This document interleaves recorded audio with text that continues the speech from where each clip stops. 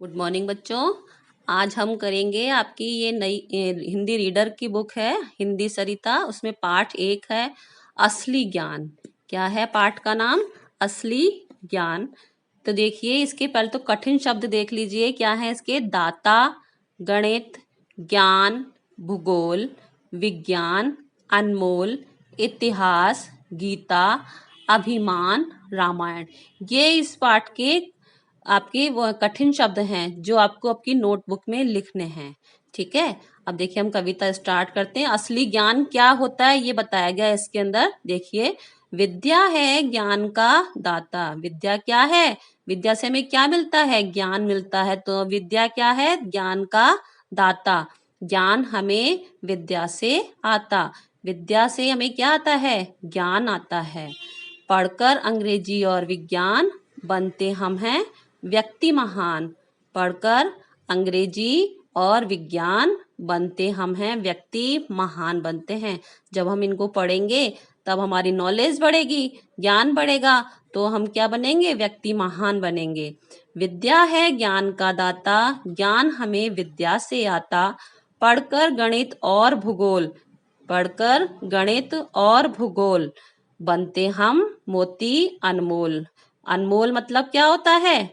जिसका कोई मोल ना हो, जिसका कोई मोल ना हो, इतने अनमोल हो जाते हैं। तो पढ़कर गणित और भूगोल बनते हम मोती अनमोल। पर एक बात को भूल ना जाना, पर एक बात को भूल ना जाना, असली ज्ञान उसे है आता।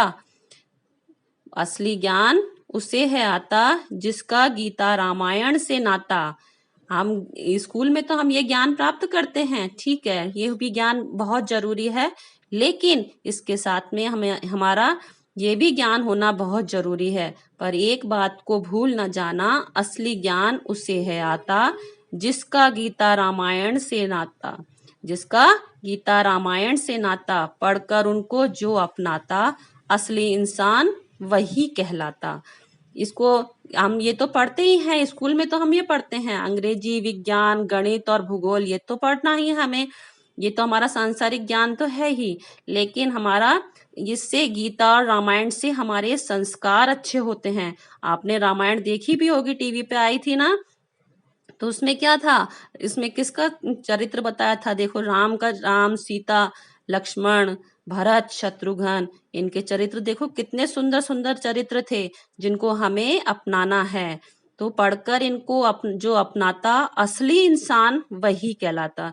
तो वो इंसान क्या कहलाएगा? असली इंसान कहलाएगा, असली सच्चा इंसान कहलाएगा वो।